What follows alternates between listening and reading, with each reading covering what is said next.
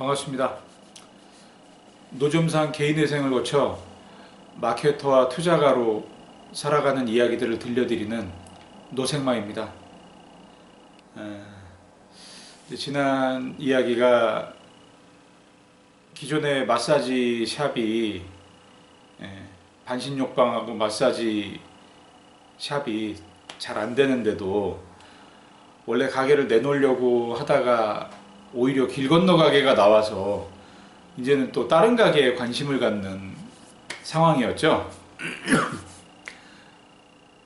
그래서 계획은 기존의 매장은 이제 정리를 하고 길 건너 매장을 잘 된다 그러면 인수를 하자. 이제 완전히 이제 마사지 업계로 빠져들게 되는 거죠. 근데 길 건너 매장에 관심이 생겼던 이유는 그 벼룩시장의 그 매장에 나올 때 이런 문구가 있었어요. 월 800만원 수입 보장, 이렇게 나와 있는 거예요. 아니, 나는 지금 이렇게 반신욕방, 쑥뜸, 마사지 이렇게 세 가지를 겸해도 오히려 마이너스 100만원, 200만원인데 아니 어떻게 건너 매장은 플러스 800만원이라 그러나. 네? 이렇게 그때만 해도 뭐 남 얘기나 뭐 이렇게 뭐 좋다 그러는 얘기나 이런 얘기들이 쉽게 믿어지는 거예요. 엄밀히 말하면은 어려우니까, 이제 궁지에 몰려 있으니까 오히려 그런 이성적으로 판단해 보면은 얘기가 안 되는 얘기들이 얼마 번다더라, 이런 얘기에 이제 귀가 솔깃한 거예요. 이게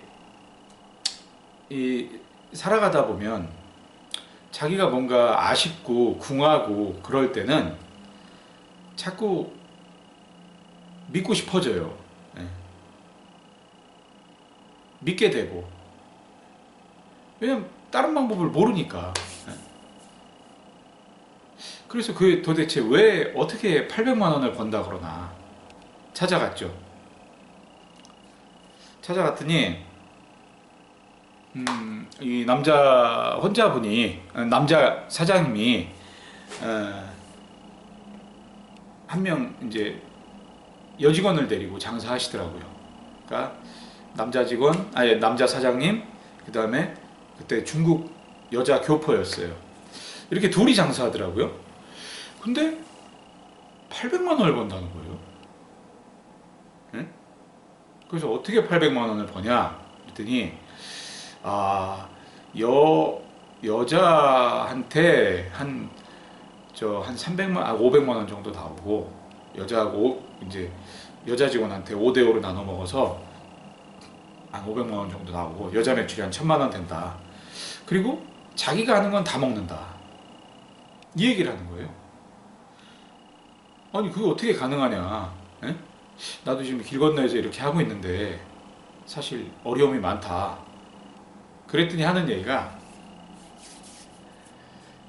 실력이 있어야 된다는 거예요. 실력이. 에? 마사지를 하면 실력이 있어야지. 에? 실력이 없이 어떻게 되냐. 일단 주인이 실력이 있어야 된다는 거예요. 핵심은. 그 매출의 근본이 자기가 실력이 있다. 그러니까 직원도 오히려 자기가 가르쳐주는 입장이다. 이렇게 이제 얘기가 되더라고요. 그러니까 듣고 보니까 일리가 있어요? 맞아. 중국집에서 주인이 요리 실력이 있어야 되듯이 이 마사지도 주인이 이런 마사지 실력이 있어야지. 직원은 언제든지 그만둘 수 있는 거고 바뀔 수 있는 건데, 주인이 실력이 없으면 안 되는구나. 맞다. 지금 내가 마사지 매장을 차리고 뭐 반신욕방, 쑥뜸방 이렇게 차린 거는 이미 반신욕방, 쑥뜸방은 이제 물 건너 갔고, 그거는 아니라고 보고, 이 마사지 매장을 할 것 같으면 주인이 실력이 있어야 된다. 네? 그리고 직원은 어떻게 보면 보조 역할이다. 네? 이렇게 이제 얘기가 되는 거예요. 저도 그게 이제 납득이 들고. 네? 그러니까 그 매장을 인수해야 되는 이유는 그 자기한테 실력이 있기 때문에 이 매장을 인수하면 자기가 이 마사지 기술을 전수해 주겠다. 이 얘기예요. 그래서 그때 그 매장이 보증금 1000에 이제 50이었고 이제 시설 권리로 1000을 얘기하는 거예요. 그러니까 2000이면 이 마사지 기술까지 다 전수해 주겠다. 네? 이게 이제 그 매장을 인수해야 되는 이유였어요.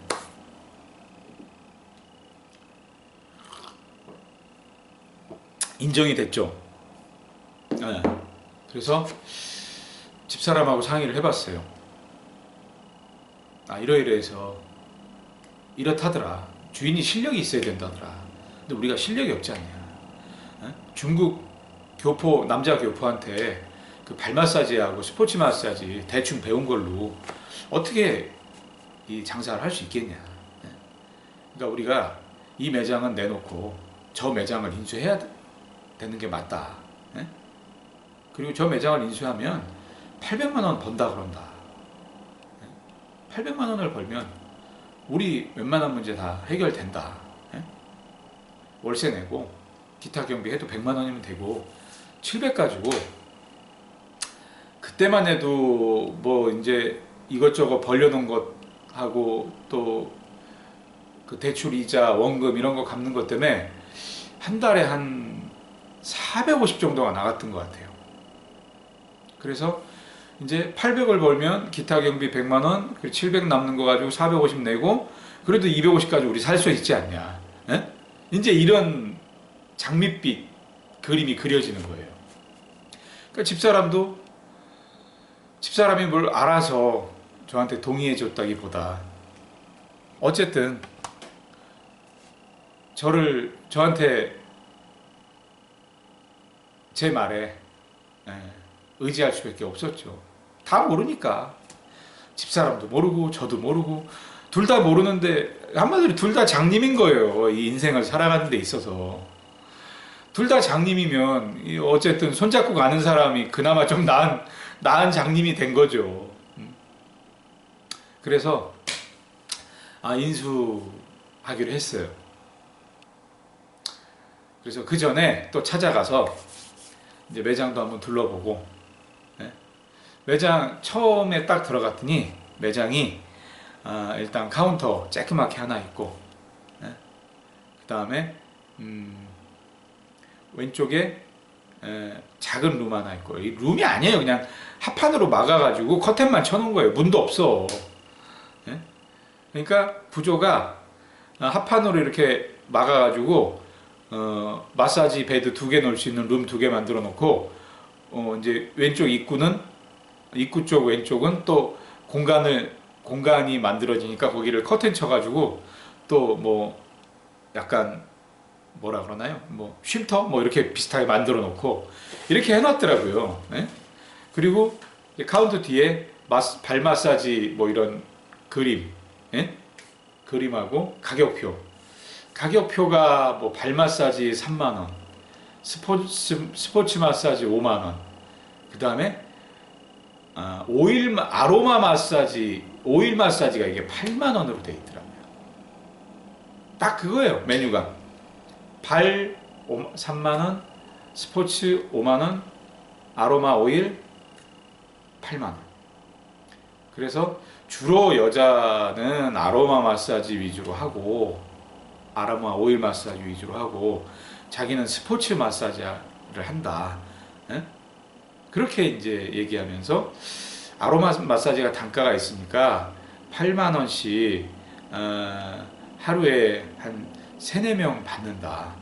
그러면은 그 여자 직원이 한 달에 한 800에서 1000만원 정도 올린다.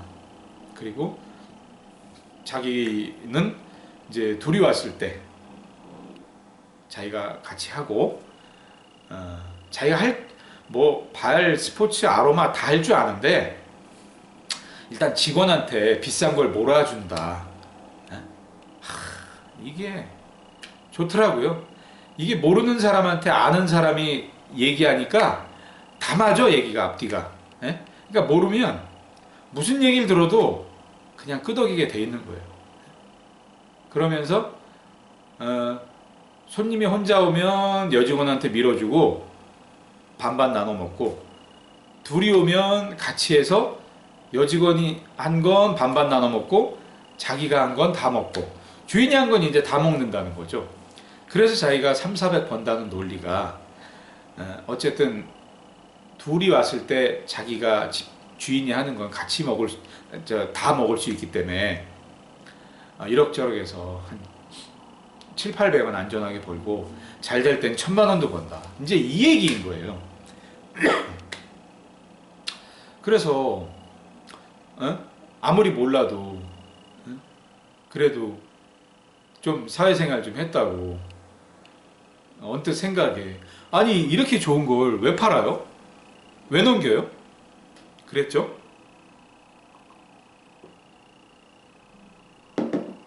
아니 이렇게 좋은 걸 왜 넘기냐고요. 그러니까 하는 얘기가, 자기가 지금 천호동에 원래 마사지 매장이 큰 게 있다. 근데 거기서도 너무 주인이 해먹으려고 하면 직원들이 불편해하니까, 직원들이 한 5명 있는데 그냥 직원들한테 전적으로 밀어주려고, 그 큰 매장은, 천호동의 큰 매장은 직원들한테 거의 맡기다시피 하고 자기는 이렇게 관리 가능한 위치에, 천호동에서 성남 지하철이 한 번에 오거든요. 관리 가능한 위치에 8호선으로 한 번에, 그때 한번 잠실에서 갈아탔나? 헛갈리네. 하여튼 천호동에 매장이 있다 그러더라고요. 베드도 무슨 8개가 있고 직원도 한 5명 있고 팡팡 돌아간다. 근데 지금 직원 구하기가 이제 점점 힘들어져서 큰 매장에 집중해야 된다. 스토리가 이거였어요. 그러니까 더 큰 매장이 있는데 작은 매장을 정리한다. 앞뒤가 맞잖아요. 그러니까 또 그 세계를 모르니까 또 끄덕이게 되는 거예요. 그래서 인수 조건이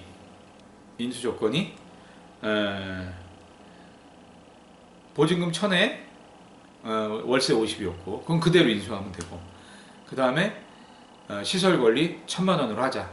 근데 뭐 시설 관리랄 게 없어요. 그냥 뭐 그 합판으로 막아서 커튼 쳐놓은 거라 뭐 시설이랄 거는 딱히 없는데, 자기 이제 기술이 시설 관리에 포함이 된다는 식으로 얘기하는 거죠. 굳이 시설을 따지면 그거 다 철거해주고 가야 돼, 사실은. 근데 저는 뭐 그대로 그 업을 이어서 할 거기 때문에 어쨌든 다 인정이 되는 거예요. 그래서 그때 그런 조건에 이제 자기가 2주간, 우리가 너무 모르니까 2주간 자기가 교육을 시켜주겠다. 스포츠 아로마 마사지를 마스터 해주겠다. 자기는 거의 이 서울 경기권에서는 자기가 세 손가락 안에 들어간다는 거예요. 근데 뭔가 아쉬운 입장, 뭔가를 기대하는 입장에서는 그냥 수긍을 하게 되는 거죠. 그래서 그렇게 인정해주게, 그래서 깎은 게 1,700이네. 보증금 1,000에 시설관리 700. 그렇게 해서 1,700에 하기로 했어요. 그래서 저는 또 그거를 마련하기 위해 집사람과 제가 얻을 수 있는 남은 빚,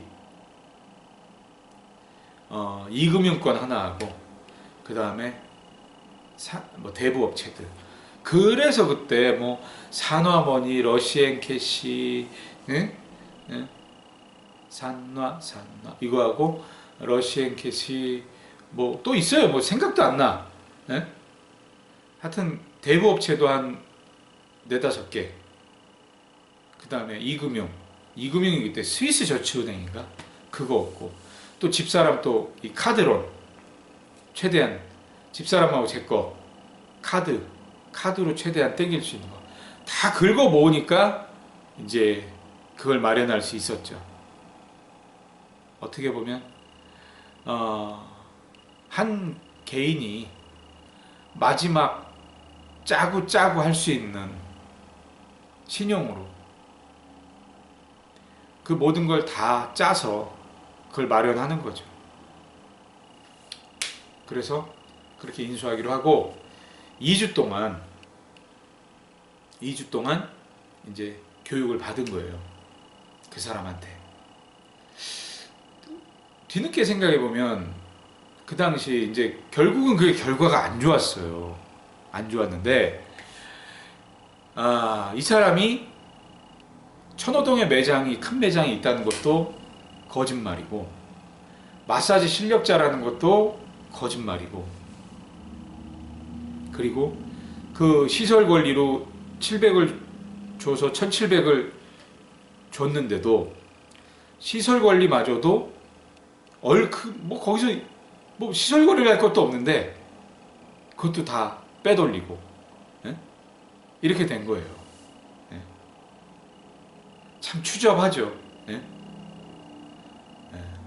그래서 2주 동안 이제 계약금을 걸고 2주 동안 마사지 기술을 배우면서 어떤 추잡한 일들이 있었는지, 또 그걸 인수하고 나서 왜 잘못됐다고 생각을 했는지, 왜 속았다고 생각을 했는지, 예? 이 얘기는 다음 방송에서 또 해드리겠습니다. 예. 지금이 10월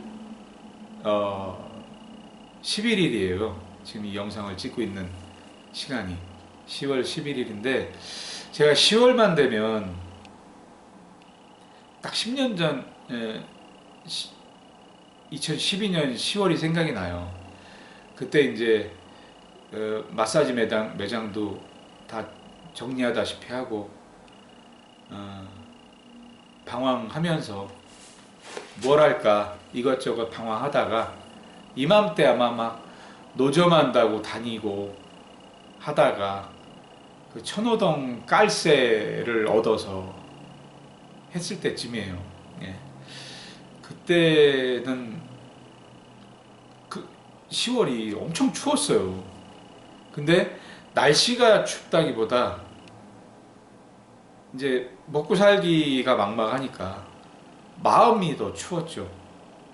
그래서 참 그때 피 같은 돈으로 150만 원 주고 그 청량리에 깔새 매장을 보름치를 얻은 거예요. 그때 저도 남이 얻은 깔새의 반을 이제 한 달치의 반을 제가 이제 이어받은 식으로 얻었던 거죠. 근데 그 청량리역 바로 옆에 매장이 그 휴대폰 매장 하던 자리인가 그래서 컸는데 그게 안으로 길었어요. 한 20평 한 15평 정도 됐던 것 같아요. 근데 그때 스카프를 팔아보겠다고 그 매장을 깔새로 얻은 거예요. 깔새로 얻어가지고 15일에 150만 원 주고 얻어서 첫날 집사람하고 집사람이 이제 청소하러 와준 거예요. 이제 남편이 그렇게 해보겠다 그러니까. 그때 아마 전 재산이 500인데 150을 드렸을 거예요. 네. 그래서 첫날 집사람이 청소 싹 해주고 저도 그 스카프 그냥 2박스 얼마 안 되는 거 한 50만 원치나 됐나? 그거 이제 이렇게 바깥에 또 진열하고 안에도 몇 개 진열하고 집사람하고 청소 끝나고 커피를 착 한 잔 마시는데 난로도 피고 추웠어요. 그때 커피를 딱 마시는데 이제 이게 내가 지금 뭐 한 거지? 여기서 이게 될까? 저질러 놓고 그게 생각이 나는 거예요.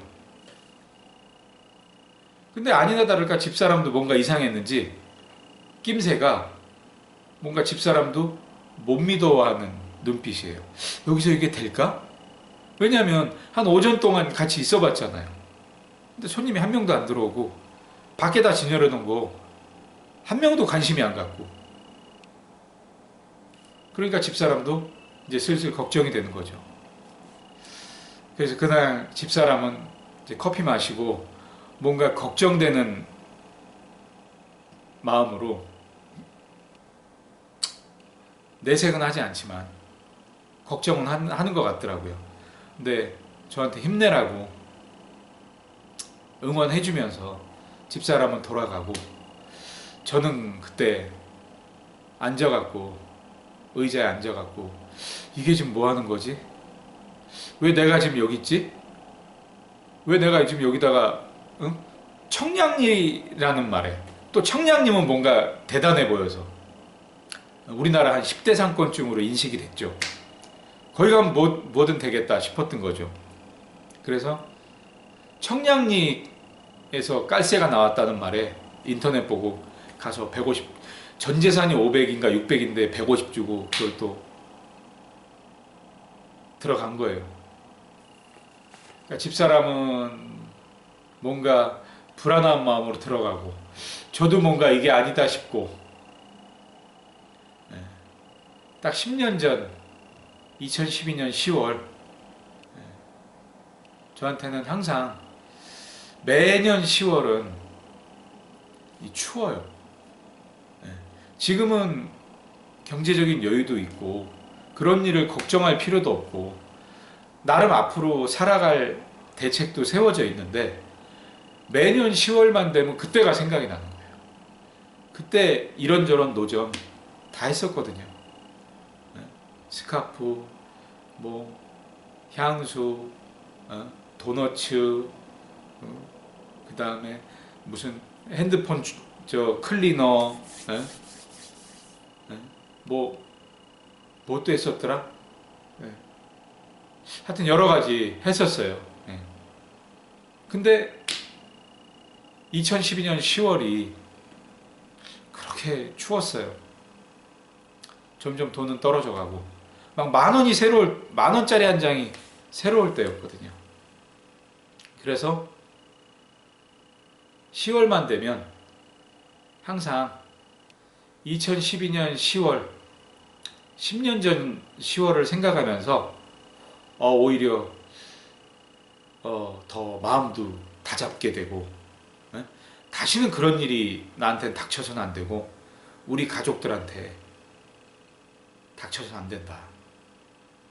그때 애들이 뭐 이제 지금은 이렇게 큰애도 직장 다니고 둘째는 대학생이고 셋째는 지금 이제 고등학교 이제 저 수능 봐야 될, 이제 한 달 있으면 수능, 한 달 남았나? 한 달 있으면 수능 봐야 되고 이렇게 다 키웠는데, 그때는 애들도 뭐 초등학교 2학년, 4학년, 중학교 이러니까 한창 먹이고 입히고 가리켜야 되는데, 그해 2012년 10월은 진짜 막막했어요.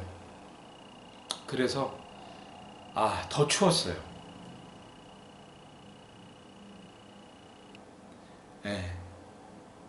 저한테 2012년 10월은 매년 해마다 10월은 그렇게 마음이 추웠던 기억이 나면서 또 각오를 새로이 하는 달입니다. 여러분들한테는 어떤가 모르겠네요. 여러분들한테는 몇 월이 저와 같은 달이신지 궁금하네요. 이제 나중에 제 얘기 다 끝나고 앞으로 한 1년은 해야 될 것 같아요.